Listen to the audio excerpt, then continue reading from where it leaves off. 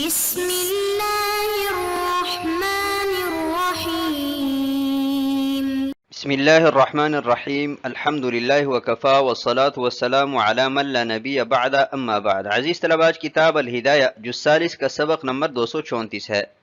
اور اس سبق میں انشاءاللہ جنس الاقرار بالشراء للغیر اور اسی طرح التوکیل بشراء الشیئین بعیانہما فاشترى احدہما سے بحث کریں گے، اور کتاب کی عبارت ومن قال لآخر بعنی هذا العبد لفلان سے لے کر لیمکنہ تحصیل غرض الامر تک ہوگی. آتے ہیں سبق کے متعلق اصول کی طرف. تو اصل نمبر 1، مطلق التوکیل معتبر بما ہوا متعارف، کہ مطلق توکیل اس کو متعارف کی طرف پھیرا جائے گا. نمبر 2، المطلق یجری علی اطلاقہ، کہ مطلق اپنے اطلاق پر جاری ہوتا ہے. نمبر 3، الصریح یفوق الدلالۃ، کہ صریح یہ دلالت سے بڑھ کر ہے. آتے ہیں اگلی عبارت کی طرف. قال ومن قال لآخر بعنی هذا العبد لفلان فباعه، کہ اگر کسی نے دوسرے سے کہا کہ یہ غلام آپ فلاں کے لیے مجھے فروخت کرے، فباعه، پس اس نے اسے فروخت کیا. ثم انکر المشتری ان یکون فلان امرہ، پھر مشتری نے اس بات سے انکار کیا کہ فلاں نے اسے خریدنے کا حکم دیا ہے. ثم جاء فلان، پھر فلاں آیا، وقال انا امرتہ بذلک، کہ میں نے اسے اس کا حکم دیا ہے. فإن فلانا یأخذہ، تو فلاں شخص اس غلام کو لے لے گا. لأن قولہ السابق اقرار منہ بالوکالۃ عنہ، اس لیے کہ اس کا پہلا قول اس کی طرف سے وکالت پر اقرار ہے. فلا ينفعہ الانکار اللاحق، تو اسے بعد میں کیا جانے والا انکار نفع نہیں دے گا. فإن قال فلان، پس اگر فلاں نے کہا لم آمرہ بذلک، کہ میں نے اسے اس کا حکم نہیں دیا ہے، لم یکن لہ ان یأخذہ، تو اسے حق نہیں ہوگا کہ وہ اس غلام کو لے لیں. لأن الاقرار یرتد بردہ، اس لیے کہ اقرار اس کے رد کرنے سے رد ہوتا ہے. قال ومن قال لآخر بعنی هذا العبد لفلان، اس مسئلے کی صورت یہ ہے کہ ایک شخص نے دوسرے سے کہا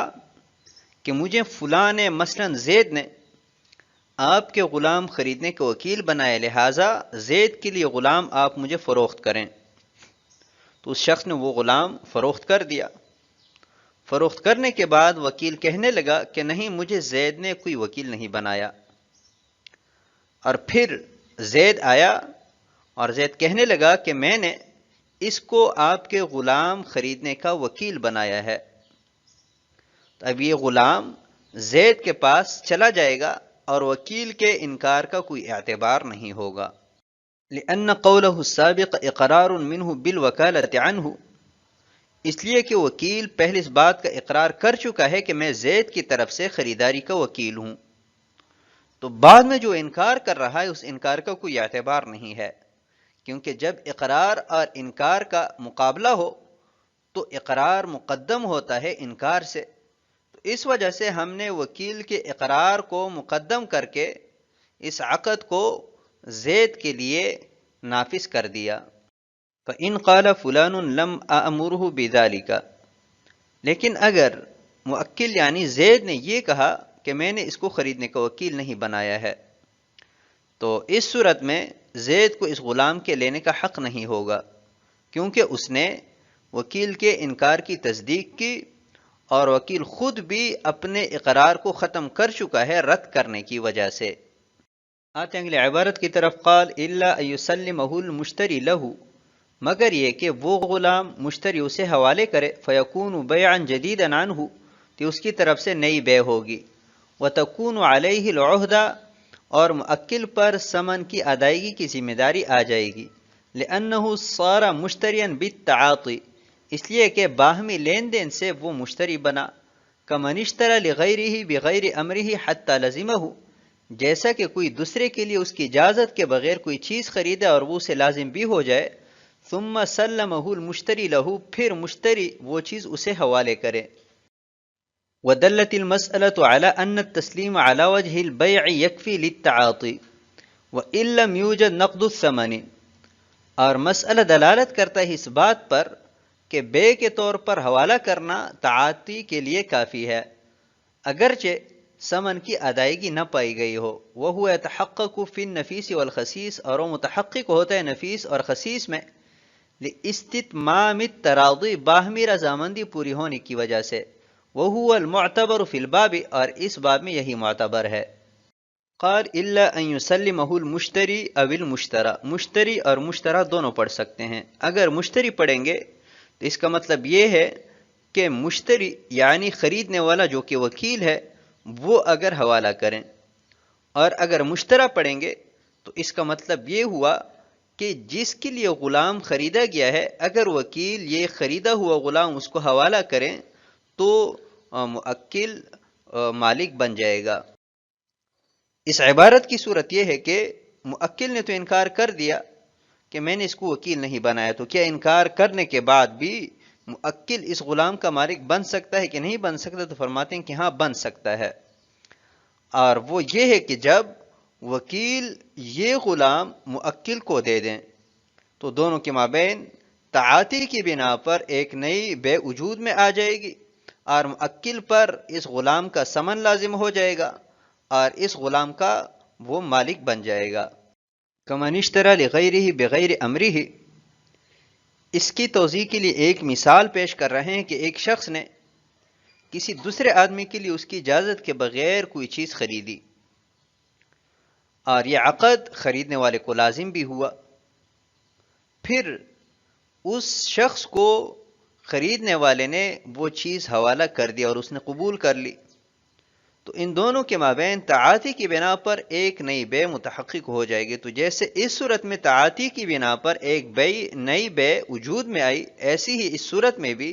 وکیل اور موکل کے مابین تعاطی کی بنا پر ایک نئی بے وجود میں آئی۔ وَدَلَّتِ الْمَسْأَلَةُ عَلَىٰ أَنَّ التَّسْلِيمَ عَلَىٰ وَجْهِ الْبَيْعِ، صاحب ہدایہ فرماتے ہیں کہ اس مسئلے سے یہ معلوم ہوا کہ انعقاد بے تعاطی کے لیے مبیع کا بطور بے حوالے کرنا کافی ہے، اگرچہ ثمن کی ادائیگی نہ کی گئی ہو۔ ایک صورت پہلے بیان کی گئی تھی کہ بائع جو ہے وہ مبیع حوالے کرتا ہے اور مشتری ثمن حوالے کرتا ہے، تو یہ بے تعاطی ہے۔ صاحب ہدایہ فرماتے ہیں کہ بے تعاطی کے قبیل میں سے یہ بھی ہے کہ بے کے طور پر صرف مبیع حوالے کی جائے اگرچہ ثمن کی ادائیگی نہ ہو۔ وَهُوَ يَتَحَقَّقُ فِي النَّفِيسِ وَالْخَسِيسِ لِاسْتِتْمَامِ التَّرَاضِ، صاحب ہدایہ فرماتے ہیں کہ بے تعاطی نفیس اور خسیس دونوں میں جائز ہے۔ نفیس اور خسیس کی جو تفصیل ہے، ان دونوں کے مابین حد فاصل اور اس میں جو اختلاف ہے، اس پر ہم کتاب البیوع کی ابتدا میں بالتفصیل بات کر چکے ہیں۔ تو صاحب ہدایہ فرماتے ہیں کہ صحت بے کے لیے متعاقدین کی رضامندی شرط ہے، تو رضامندی نفیس اور خسیس دونوں میں متحقق ہوتی ہے، تو جب رضامندی متحقق ہوئی تو بے تعاطی کے باب میں اسی کا اعتبار کیا جاتا ہے، لہٰذا بے تعاطی نفیس اور خسیس دونوں میں جائز ہے۔ آتے ہیں اگلی عبارت کی طرف، قال ومن امر رجلا بان یشتری له عبدین باعیانہما ولم یسم لهما ثمنا، اور اگر کسی نے ایک آدمی کو دو متعین غلام خریدنے کا وکیل بنایا، ولم یسم لهما ثمنا، اور دونوں کے لیے ثمن مقرر نہیں کیا، فاشترى له احدهما جازا، پس اس نے دونوں میں سے ایک خریدا تو یہ جائز ہے، لأن التوکیل مطلق، اس لیے کہ وکیل بنانا مطلق ہے، وقد لا يتفق الجمع بینہما فی البیع، اور بسا اوقات دو غلاموں کو ایک بے میں جمع کرنا ممکن نہیں ہوتا، فیجری علی اطلاقہ، لہذا یہ اپنے اطلاق پر جاری ہوگا، الا فیما لا یتغابن الناس فیہ، مگر اس صورت میں کہ جس میں لوگ دھوکہ نہیں کھاتے، لأنہ توکیل بالشراء، اس لیے کہ یہ خریداری پر وکیل بنانا ہے، وہذا کلہ بالاجماع، اور یہ سب متفق علیہ ہے۔ ولو امرہ بان یشتریہما بألف وقیمتہما سواء فعند ابی حنیفہ رحمہ اللہ تعالی ان اشترى احدہما ب500 او اقل جازا، وَإِنِ اشْتَرَى بِأَكْثَرَ مِنْ 500 لَمْ يَلْزِمِ الْآمِرَ، اور اگر دونوں کو 1000 کے عوض خریدنے کا وکیل بنایا اور دونوں کی قیمت برابر ہو، تو امام اعظم ابو حنیفہ رحمہ اللہ تعالی کے ہاں اگر دونوں میں سے ایک 500 یا اس کے کم کے عوض خریدا تو یہ جائز ہے، اور اگر 500 سے زیادہ کے عوض خریدا تو یہ عقد موکل کو لازم نہیں ہوگا، لأنه قابل الألف بهما وقیمتهما سواء فيقسم بينهما نصفين دلالة، اس لیے کہ موکل نے 1000 کو دونوں کے مقابلے میں کیا ہے اور حال یہ ہے کہ دونوں کی قیمت برابر ہے، لہذا دلالتاً دونوں پر نصف نصف تقسیم ہوگا۔ فکان آمرا بشراء کل واحد منہما ب500، تو وہ حکم کرنے والا ہوگا دونوں میں سے ہر ایک غلام کو 500 کے عوض خریدنے کا، ثم الشراء بها موافقۃ وباقل منها مخالفۃ الی خیر، پھر 500 کے عوض خریدنا موکل کے ساتھ موافقت ہے اور اس سے کم میں مخالفت الی خیر ہے، وبالزیادۃ الی شر، اور زیادہ میں شر کی طرف مخالفت ہے، قلت الزیادۃ و کثرت، زیادتی کم ہو یا زیادہ ہو، فلا يجوز، لہذا جائز نہیں ہوگی۔ قال ومن امر رجلا بان يشتري له عبدين باعيانهما، اس عبارت میں یہ مسئلہ بیان کر رہے ہیں کہ ایک شخص نے کسی دوسرے کو 2 متعین غلام خریدنے کا وکیل بنایا، لیکن ان دونوں میں سے ہر ایک کی قیمت متعین نہیں کی، تو اس صورت میں وکیل ایک غلام خرید لایا تو یہ جائز ہے، کیونکہ موکل نے توکیل مطلق چھوڑی ہے، یعنی اس میں یہ تفصیل نہیں ہے کہ دونوں کو یکجا خریدنا ہے یا دونوں کو الگ الگ خریدنا ہے، تو جب توکیل مطلق ہے تو مطلق اپنے اطلاق پر جاری ہوتا ہے، لہٰذا وکیل کا ان دونوں میں سے ایک خریدنا، اس میں موکل کی کوئی مخالفت نہیں ہے، اس وجہ سے عقد جائز ہے اور موکل پر نافذ ہوگا۔ وقد لا يتفق الجمع بينهما في البيع، صاحب ہدایہ فرماتے ہیں کہ بسا اوقات دونوں غلاموں کو ایک ہی عقد میں خریدنا ممکن نہیں ہوتا، تو اس وجہ سے بھی اگر وکیل نے دونوں میں سے ایک غلام خریدا تو یہ عقد جائز ہے، البتہ اگر غبن فاحش کے ساتھ وہ غلام خریدا ہے تو اس صورت میں عقد موکل پر نافذ نہیں ہوگا بلکہ وکیل پر نافذ ہوگا، لأنه توکیل بالشراء، اس لیے کہ یہ خریداری پر وکیل بنانا ہے، اور خریداری پر وکیل بنانے میں غبن فاحش بالاتفاق قبول نہیں ہے، وہذا کلہ بالاجماع، صاحب ہدایہ فرماتے ہیں کہ سارا کا سارا مسئلہ اتفاقی ہے، اس میں کوئی اختلاف نہیں ہے۔ قال ولو امرہ بان یشتریہما ب1000، یہ دوسری صورت ہے کہ اگر موکل کی طرف سے ثمن کی تعیین کی جائے، مثلا یہ کہا جائے کہ آپ 1000 کے عوض دونوں غلام خریدیں اور دونوں کی قیمت بھی برابر ہے، تو اس صورت میں امام اعظم ابو حنیفہ رحمہ اللہ تعالیٰ کی نزدیک اگر دونوں میں سے ایک غلام 500 یا اس سے کم کے عوض خریدا ہے تو یہ تصرف موکل پر نافذ ہوگا، اور اگر 500 سے زیادہ کے عوض خریدا ہے تو اس صورت میں یہ عقد موکل کو لازم نہیں ہوگا بلکہ یہ وکیل پر نافذ ہوگا، لأنه قابل الألف بهما وقیمتهما سواء، صاحب ہدایہ فرماتے ہیں کہ موکل نے 1000 کو دونوں غلاموں کے مقابلہ میں کیا ہے اور حال یہ ہے کہ دونوں کی قیمت برابر ہے، تو دلالتاً یہ بات ثابت ہو گئی کہ موکل نے وکیل کو ہر ایک غلام 500 کے عوض خریدنے کا حکم دیا ہے، تو ابھی اگر 500 کے عوض خریدے گا تو اس میں وکیل نے موکل کی موافقت کی ہے، اور جب وکیل موکل کی موافقت کرتا ہے تو اس صورت میں وہ تصرف موکل پر نافذ ہوتا ہے، اور اگر 500 سے کم کے عوض خریدا ہے تو اس صورت میں اگرچہ مخالفت ہے لیکن مخالفہ الی خیر ہے، اور ہم پہلے اصول میں بیان کر چکے ہیں کہ وکیل اگر مخالفہ الی خیر کرے تو وہ کلا مخالفہ، یعنی ایسا ہے گویا کہ اس نے مخالفت کی ہی نہیں ہے، اور اگر 500 سے زیادہ کے عوض خریدیں تو اس صورت میں وکیل نے موکل کی مخالفت کی ہے، اور جب وکیل موکل کی مخالفت کرتا ہے تو وہ تصرف وکیل پر نافذ ہوتا ہے نہ کہ موکل پر، اور زیادتی چاہے کم ہو یا زیادہ ہو، بہر صورت یہ مخالفت الی شر ہے، تو یہ تصرف موکل کے بجائے وکیل پر ہی نافذ ہوگا۔ آتے ہیں اگلی عبارت کی طرف، الا ان یشتری الباقی ببقیۃ الالف قبل ان یختصما وهذا عند ابی حنیفہ رحمہ اللہ تعالی استحسانا، مگر یہ کہ باقی غلام بقیہ 1000 کے عوض خصومت سے پہلے خریدیں اور یہ حکم امام اعظم ابو حنیفہ رحمہ اللہ تعالیٰ کے ہاں استحسان کی بنا پر ہے، لأن شراء الاول قائم، اس لیے کہ پہلے غلام کی خریداری قائم ہے، وقد حصل غرضه المصرح به، اور حال یہ ہے کہ مؤکل کا ذکر کردہ مقصود بھی حاصل ہو چکا ہے، وهو تحصیل العبدین بالالف، اور وہ دو غلاموں کو 1000 کے عوض حاصل کرنا ہے، وما ثبت الانقسام الا دلالتا، اور 1000 کو دونوں پر تقسیم کرنا دلالتاً ثابت ہے، والصریح یفوقها، اور صریح دلالت سے بڑھ کر ہے۔ وقال ابو یوسف محمد رحمهم اللہ تعالی ان اشترى احدهما باکثر من نصف الالف بما يتغابن الناس فيه وقد بقي من الالف ما يشترى بمثله الباقي جاز، اور صاحبین رحمهم اللہ تعالی نے فرمایا کہ اگر وکیل نے ان میں سے ایک غلام کو 1000 کے آدھے سے اتنی زائد مقدار کے عوض خریدا کہ جس میں لوگ دھوکہ کھاتے ہیں، اور 1000 میں سے اتنا باقی ہے کہ جس کے مثل دوسرا غلام خریدا جا سکتا ہے، تو یہ جائز ہے۔ لأن التوکیل مطلق لکنہ یتقید بالمتعارف وہو فیما قلنا، اس لیے کہ توکیل مطلق ہے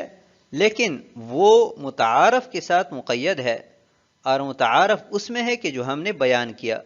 ولیکن لا بد ان یبقى من الالف باقیۃ یشترى بمثلها الباقی، لیکن 1000 میں سے اتنا باقی بچنا چاہیے کہ جس کے مثل کے عوض دوسرا غلام خریدا جا سکے، لیمکنہ تحصیل غرض العامر، تاکہ مؤکل کے مقصود کا حصول اس کے لیے ممکن ہو سکے۔ الا ان یشتری الباقی ببقیۃ الالف، مخالفہ الی شر کی صورت میں 500 سے زیادہ کے عوض وکیل نے غلام خریدا، تو اس صورت میں یہ تصرف وکیل پر نافذ ہوگا، مؤکل پر نہیں ہوگا، مگر اس سے ایک صورت مستثنا ہے کہ اگر خصومت سے پہلے پہلے وکیل نے باقی ماندہ روپے کے عوض وہ دوسرا غلام بھی خریدا، تو امام اعظم ابو حنیفہ رحمہ اللہ تعالیٰ کے ہاں یہ تصرف استحساناً مؤکل پر نافذ ہوگا۔ لأن شراء الاول قائم، وجہ استحسان یہ ہے کہ جس غلام کی خریداری میں وکیل نے مؤکل کی مخالفت کی ہے، مثلا 1000 میں سے 700 کے عوض خریدا ہے، تو اس کی بیع تو قائم ہے، اور پھر خصومت سے پہلے پہلے دوسرا غلام 300 کے عوض خریدا، تو مؤکل کا جو مقصود تھا وہ حاصل ہوا، تو حصول مقصود کی وجہ سے یہ عقد وکیل کے بجائے مؤکل پر نافذ ہوگا۔ وما ثبت الانقسام الا دلالتا،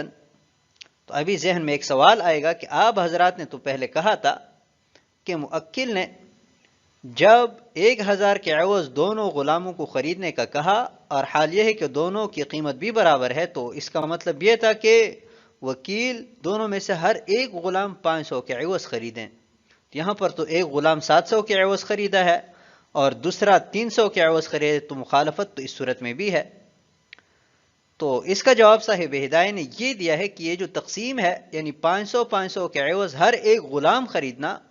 یہ دلالتاً ثابت ہے، اور 1000 کے عوض دونوں غلاموں کو خریدنا یہ مؤکل سے صراحتاً ثابت ہے۔ تو تصریح کی صورت میں جو دلالت ہے وہ باطل ہو جاتی ہے، لہذا عذر استحسان یہ تصرف مؤکل پر نافذ ہوگا نہ کہ وکیل پر۔ وقال ابو یوسف محمد رحمہم اللہ تعالی، اوپر ذکر کردہ مسئلہ میں صاحبین کا قول یہ ہے کہ اگر وکیل نے ایک غلام 500 سے زائد کے عوض خریدا ہے لیکن غبن یسیر کے ساتھ خریدا ہے، عام طور پر اتنی مقدار میں لوگ دھوکہ کھا جاتے ہیں، اور 1000 میں سے اتنے پیسے باقی ہے کہ ان کے عوض دوسرا غلام بھی خریدا جا سکتا ہے، تو اس صورت میں عقد جائز ہے اور یہ تصرف مؤکل پر نافذ ہوگا۔ لأن التوکیل مطلق، اس لیے کہ مؤکل کی طرف سے جو توکیل پائی گئی ہو مطلق ہے،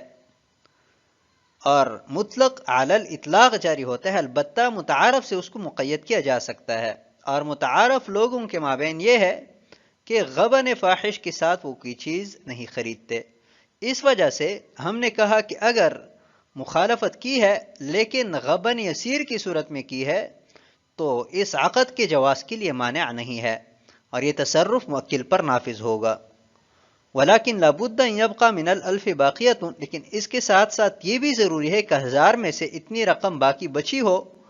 کہ اس رقم کے عوض دوسرا غلام بھی خریدا جا سکے تاکہ موکل کا جو مقصود ہے وہ حاصل ہو سکے۔ تو آج کے سبق کو ہم اسی پر ختم کرتے ہیں۔ والسلام علیکم ورحمۃ اللہ وبرکاتہ۔